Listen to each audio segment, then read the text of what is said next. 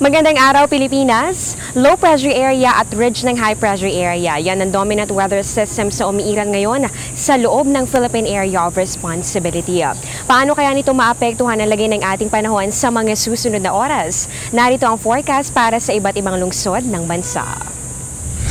Unahin natin sa Cabanatuan, Kalayaan Group of Islands, Calapan, Mindoro, Dumaguete at Rojas. Pangkalahatang maaliwalas sa panahon naman ang iiral ang temperatura sa pagitan po yan ng 24 to 36 degrees Celsius. Pero syempre maging handa pa rin sa possible thunderstorms. Sa mga residente naman ng General Santos City, Surigao at Dipolog, kung walang importanteng lakad na manatili na lamang muna sa bahay, magiging maulap at maulan kasi ang panahon sa mga susunod na oras. Pero kung ikaw naman ay from Catbalogan or Tagbilaran, Bohol, generally fair weather condition na nag-iintay sa'yo, kaya naman sulitin mo na yan kasama ang iyong mga mahal sa buhay.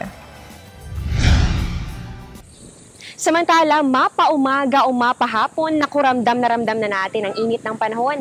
Bukas saan kaya maitatala ang pinakamatataas sa temperatura? Narito ang heat index forecast ng Pag-asa. Sa SBMA Olongapo City, nakupaghandaan ng napakainit na panahon.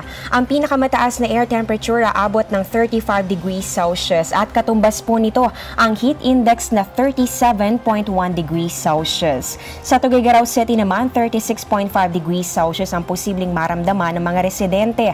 For Metro Manila, hindi naman nalalayo ang 36.4 degrees Celsius. Sa Iloilo at Bacolod, inaasahan po natin ang 36.2 degrees Celsius.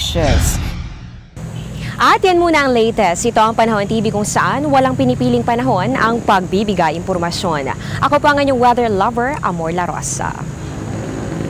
Ang bahaging ito ay hatid sa inyo ng Air 21. Sagot ko, padala mo.